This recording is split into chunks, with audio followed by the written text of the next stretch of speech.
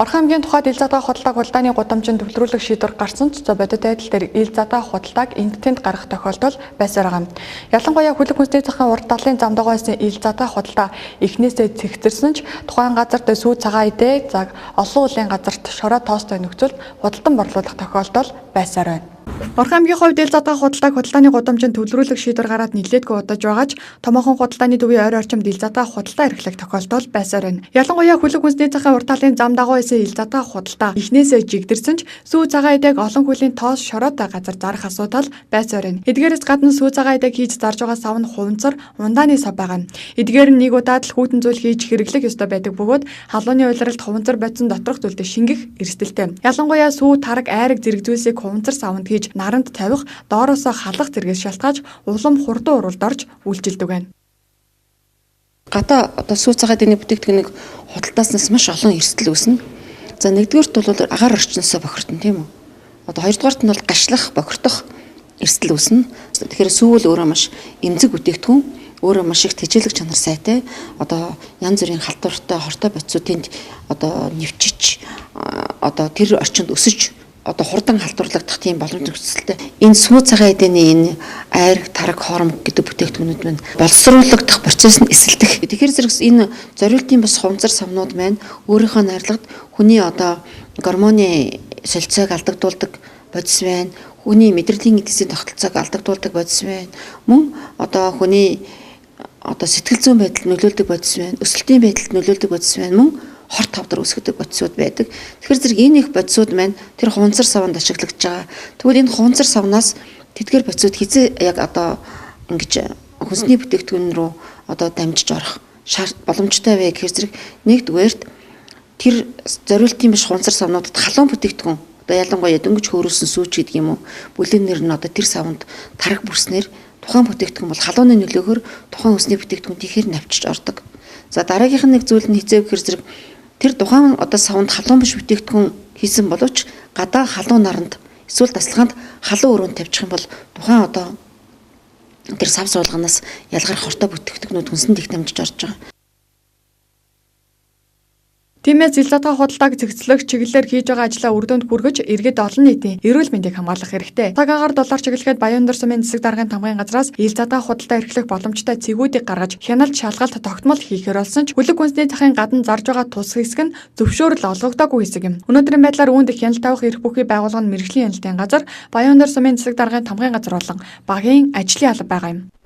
Одоо зөвшөөрөлгүй газар сүү цагаан идэл тавталд арахыг хүнцэндээ харгалсан байдаг. Энэ асуудал бол одоо сум, баг та холбоотой энэ асуудал болж байгаа. Яг өдөр тутмын хяналтыг бол тухайн нутагт дэвсгэр дээр байж байгаа аж ахуйн нэгжүүд бол одоо өөрийнхөө эзэмшийн 50 м газарт ил задгаа худалдаа эрхлүүлэхгүй байхын хуулийн заалт байж байгаа. Мөн баг бол одоо өөрийнхөө бас газар нутаг дээр одоо багийн ажлын албаар дамжуулаад ил задгаа худалдаа хариулах энэ асуудлыг бол үе шаттайгаар дамжуулан хэрэгжүүлдэг. Хэрвээ яг одоо баг байгууллагууд маань тэнцээд үнэхээр одоо дийлэхгүй болсон юм тохиолдолд мэрэгжлийн хяналтын байгууллагуудаа тэр байгууллагууд нь хандсан тохиолдолд бид очиж одоо зөрчлийн тухай хуулиар тухай хэрэгэнд зөрчлийн арга хэмжээ авах юм системтэйгээр одоо хандсантай ил задгаа худалдаатай тэмцэж байна.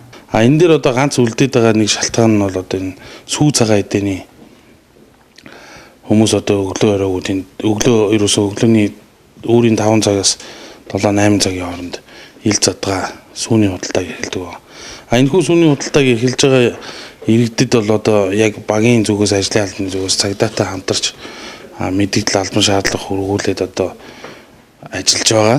Энэ нөхдүүд маань одоо яг шалгалтаар явж байгаа нөхцөл байдалд одоо алга болоод эргээд явсныхан дараа эргэж ирж гарч зогсох жишээний одоо ийм л байр байдалтай байна да. Бид нар одоо ном журмын дагуу одоо энэ худалдааны гудамж гэж зэг гарсан байгаа одоо тэрнгээр өөрчлөл одоо шаардлагыг тавьдаг.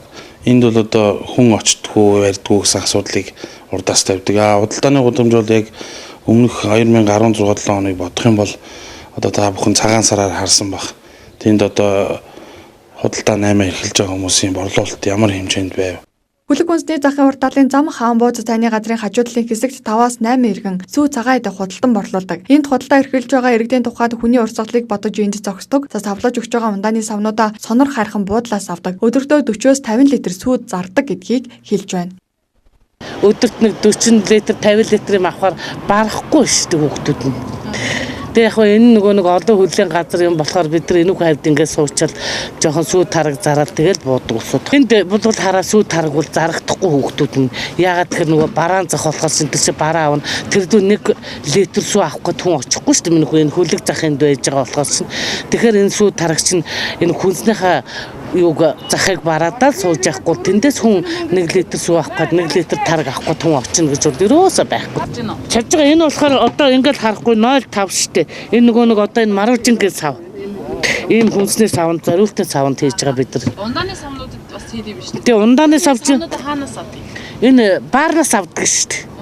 Баарнаас энэ сонор хайрхан эмтлийн баар марнаас авдаг. Ягаад тэгэхээр арай цэвэрхэн тэгээ авчиж өгдөг байхгүй баарна.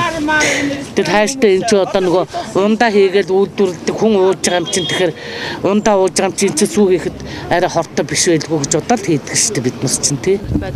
Бидэрт одоо энэ орчин тойрны яасан тийм боломжтой байхгүй шүү дээ. Энэ чинь дандаа урт толгоос эмгтэй өндөр настангууд өндөр насны нэрдэ 3 хүн байдаг. Энэ хүмүүсүүд арга гэрн бас хэцүү. Тэгээд төрийн зээл авцсан. Одоо 18 19 он хүртэл авцсан усуд.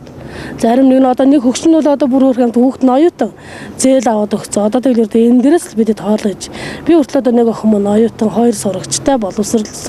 Одоо тэгээд ердөө энэ дээрээс л хоолойд. Бидэрт өдөр тийм их юм зарж чаддгүй шүү.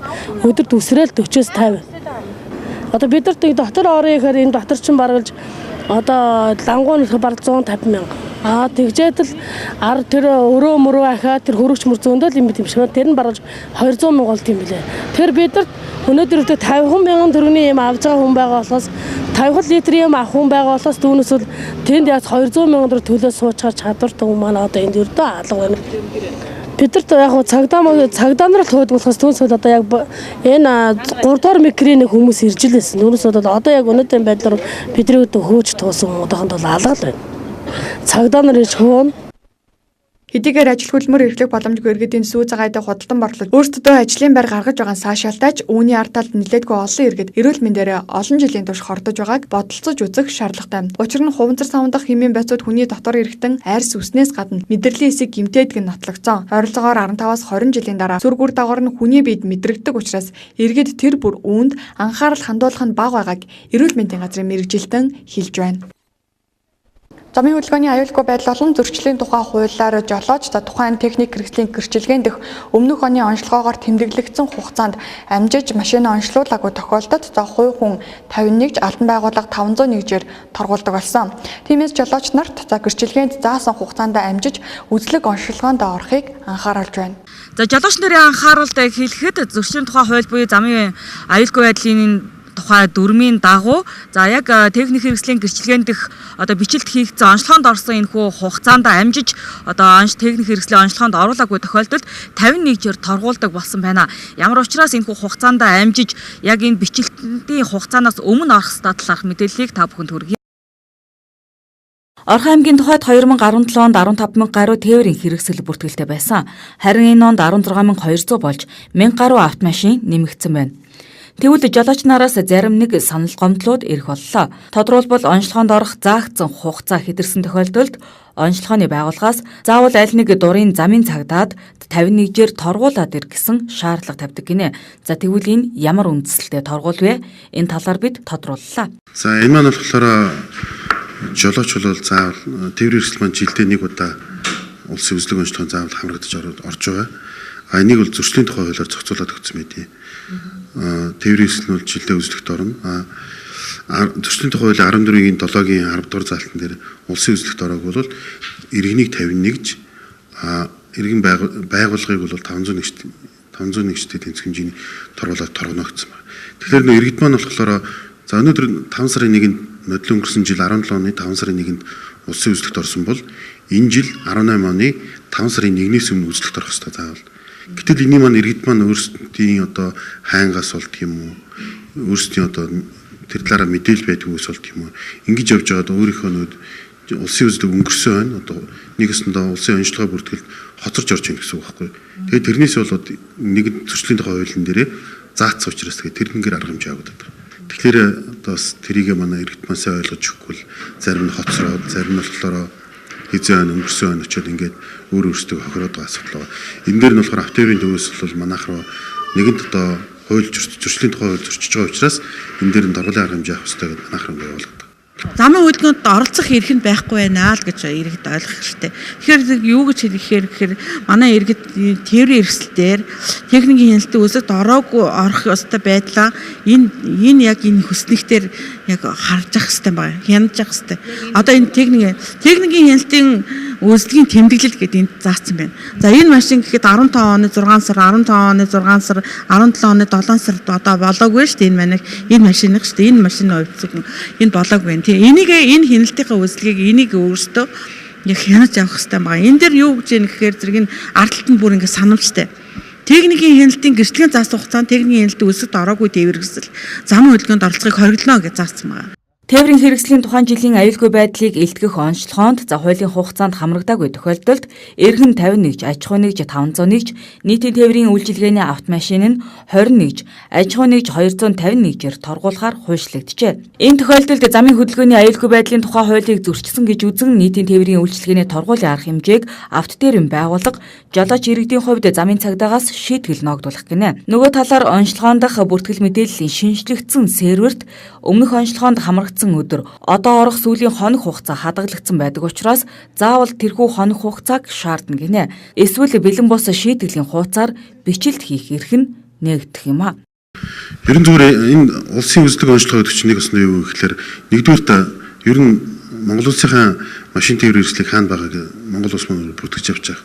За хоёрдугаарт бол тухайн тээврийн хэрэгслэр одоо нэг удаа жилдээ тийм ээ. Нийтийн тээврийн хэрэгслүүд бол жилдээ 2-3 удаа орчиж байгаа. Зүгээр одоо хувийн тээврийн хэрэгслүүд жилдээ нэг орж байгаа. Энэ яагаад ингэж байгаа гэхээр тухайн тээврийн хэрэгс жилдээ нэг үзлэгт 2-3 орчих юм бол тухайн машин ч одоо үзлэгээр орох чинь бүх юмар онцлогоонд орж байгаа шүү дээ. Жишээлбэл тэнхтлэг, тоормс, бусад гэрэлтэх агрегат гэдэг энэ талынхаа юмнууд дээр нэг удаа үзлэгт ороод авна гэдэг чинь тухайн машиныг тэр жилдээ явахгүйг нь бол бас тодорхой хэмжээгээр онцлогоогоор ингээд дүгнээд энэ жилдээ явж болно гэдэг нэг өсөндөө бас зөвшөөрлийн бичиглэх зүг байхгүй.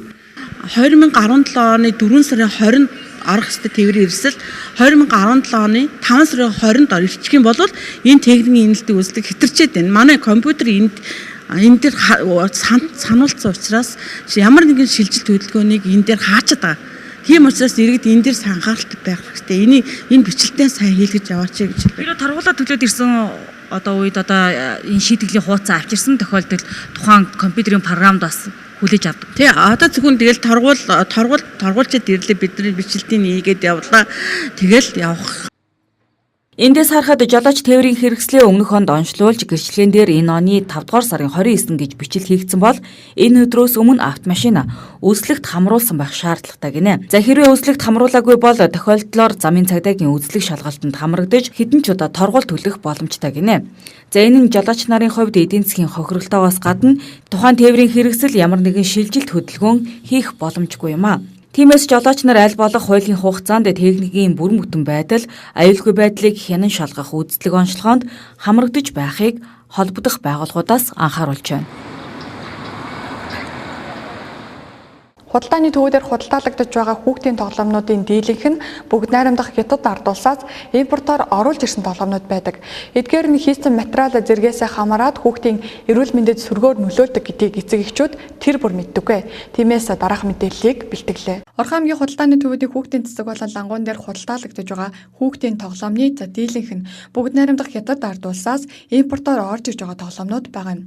Эдгээр нь хийсэн материал түүхийн эд зэргээс хамаарат бага насны хүүхдийн эрүүл мэндэд сөргөөр нөлөөлөх тохиолдол байдаг гэдгийг иргэд тэр бүр мэддэггүй. Ялангуяа олон улсын хүүхдийн эрхийг хамгаалах өдөр буюу хүүхдийн баяраар эцэг эхчүүд үлээдэг хөөс, барби, хүүхэлдээ, хуунцар машин, хаягдал бүтээгдэхүүнээр үйлдвэрсэн тоглоом хүүхдүүдтэй авч өгч нэг ёсондоо баярлуулдаг. Гэтэл эргээд энэ нь таны хүүхдийг хордуулж байгааг тэр бүр мэддэггүй юм. За эцэгчүүд маань хүүхдүүдэд авч өгч байгаа тоглоомыг сонгохдоо ямар нэгэн гаж үнэртэй, будгийн өрмөц одоо өнгөтэй ерөөс харахад л андшгүй байдаг л та тий. Тэгээ хямд бүр хитрхи хямд төсөр үнэтэй. За хүүхдийн аманд ороод одоо хахах тийм нөхцөл бүрдүүлсэн, хүүхдийн нас биений онцлог тохироогүй. За ямар нэгэн элдв материал одоо хуванцар хаягдл ашиглаж хийсэн эдгээр бүтээгдэхүүнийг хүүхдүүдэд сонгож хэрэглүүлэхгүй байхыг Орхон аймгийн мэрэгжлийн хэлтийн газраас анхааруулan зөвлөж байна. За хүүхдүүдэд нас биенийх нь онцлог тохирсон, эрүүл ахуйн шаардлага хангасан, за гаднах сав баглаа боодлын үзэмж нь эрүүл ахуйн шаардлага хангасан. За тэгээд баталгаажлалтай газраас хүүхдүүдэд тоглоом авч өгөхийг зөвлөж байна. Тиймээс Орхон аймгийн мэрэгжлийн хэлтийн газраас 2 ажлын хэсэг гарган энэ сарын 28-ны өдрөөс эхлэн тоглоом худалдаалдаг лангуу дэлгүүр талбай дээр зарагдах тоглоомнуудад хяналт шалгалт хийж шаардлагатай тохиолдолд тоглоомнуудыг шинжилгээнд оруулж байна. Одоогоор ноцтой ямар нэгэн зөрчил гаргаагүйч за эцэгчүүд хүүхдүүдтэй хурц үзүүр ирмэггүй аманд ороод хахаж болцсохгүй эсхийг харгалзан за нас эцэггүй онцлогтон тохирсон тоглоом худалдаж авахыг сануулж байна.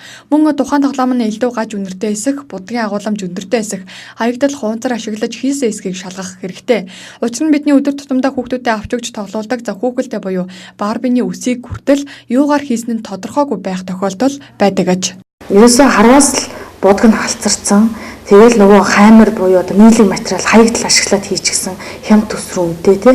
Нөгөө хүүхэлдэй буюу Барбины маань ингээ үс нь ерөөсөө яг ямар материал вэ гэдгээр хийсэн тодорхойгүй гаднах ууд сав боглоо байдал байхгүй. Одоо нэг бага насны хүүхдүүд ялангуяа бол тоглоомыг шууд амаараа мэдэрдэг. Тэгэхээр зэрэг эдгээр зүйлсүүдээр тэр нэлээдгүй зөрчлүүд бол илэрдэг. За ялангуяа тэр нөгөө нэг агаарын нэмлэг нөгөө хий азотоор хилцэн шаарыг бол бид нар хэрэглэх нь хүүхдийн эрүүл мэндэд одоо хор нөлөөтэй аюултай гэж үзээд байгаа.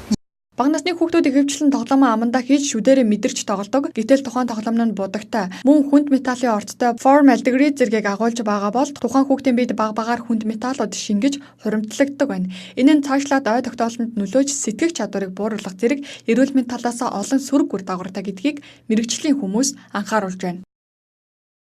2017-оос 2018 оны хичээлийн жил дуусгаж байна. За үүнтэй холбоотойгоор боловсрал соёл урлагийн газраас элсэлтийн ерөнхий шалгалт болоод за Эрдэнэ баяртай холбоотой мэдээллийг хүргэж байна. Сурагчдын зооны хичээлийн амралт тун утгагүй эхэлнэ. За тодорхойлбол 1-ээс 2 дугаар ангийн сурагчдын хувьд 6 дугаар сарын 1-нд, 3-аас 9 дугаар ангийн сурагчид 6 дугаар сарын 8-нд амрахнэ. За харин ахлах ангийн сурагчдын амралт 6 дугаар сарын 15-нд эхлэхээр болсон байна. За мөн элсэлтийн ерөнхий шалгалт 6 дугаар сарын 16-наас 6 дугаар сарын 20-ны өдрүүдэд 4 дугаар сургуульд явагдана. Энэ удаад 1427 хүүхэд эсэлтийн ерөнхий шалгалтад орохоос 130 нь өмнөх оны төгсөгчд юм а. Мөн зохион байгуулалтын хувьд 34 ангид шалгалтыг авах бөгөөд төгсөгчдийн суудлын хуваар бэлэн болсон байна.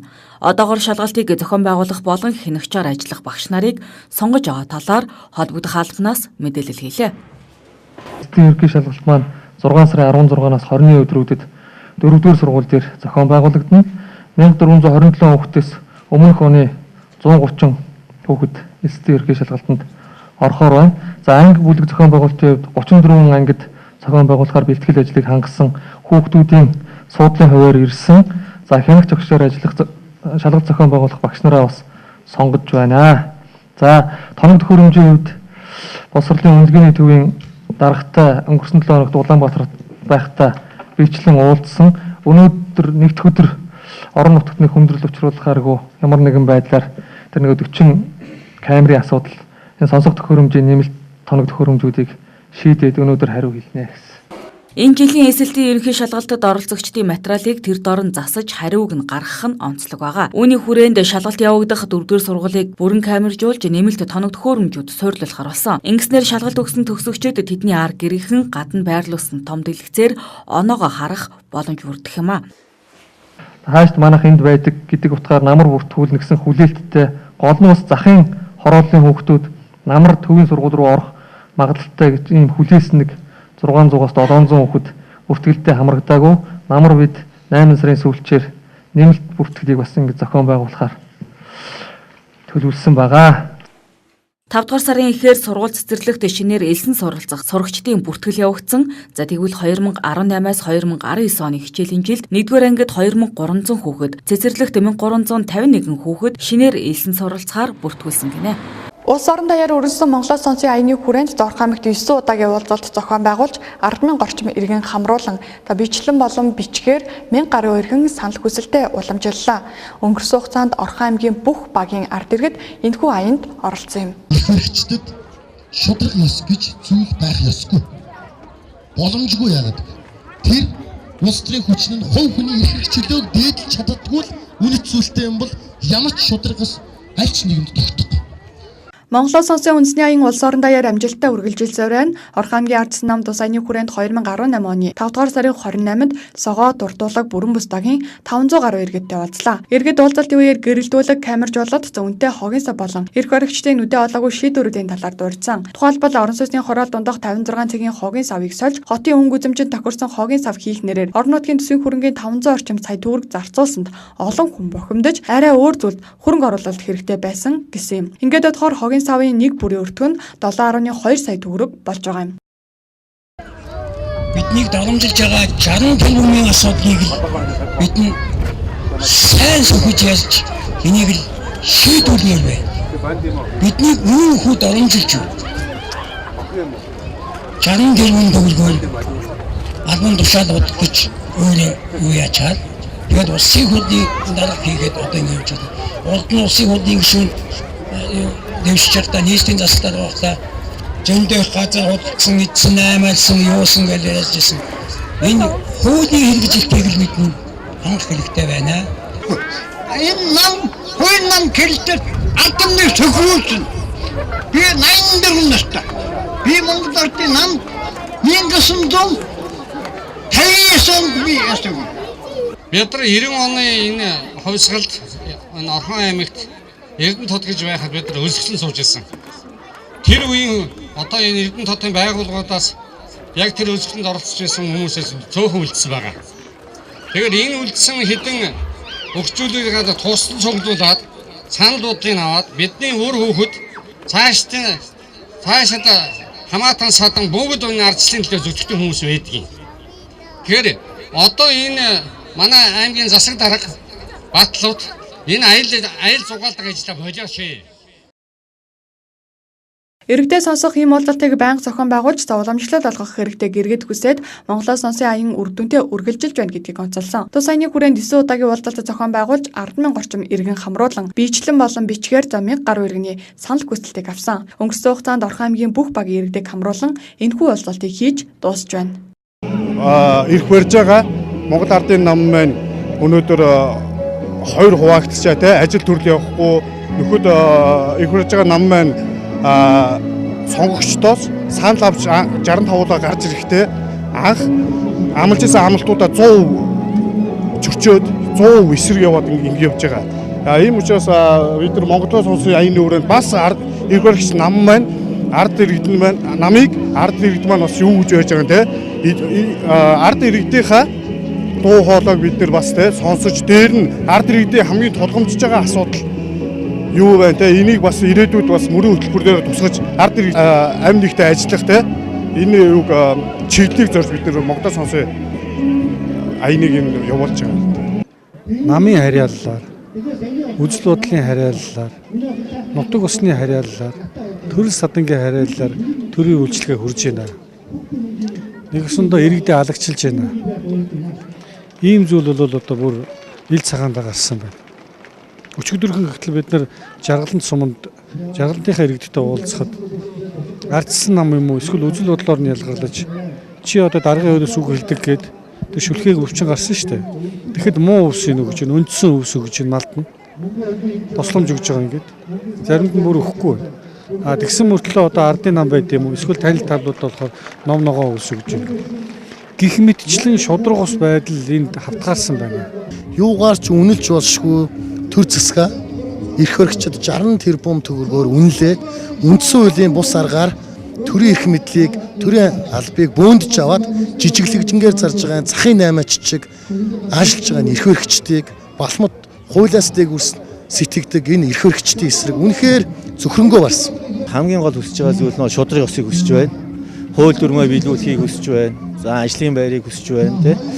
Тэгээ одоо хүсэж байгаа асуудал бол ерөөсөө энгийн шүү дээ. Энгийн л байдаг угаасаа. Жилийн жил энгийн байдаг. Энэ удаагийн иргэдээ сонсын улсад маань бас энгийн л байна. Тэр нь юу вэ гэхээр зэрэг өнөөдөр монголчууд ажилтаа орлоготой болмоор байна л гэж.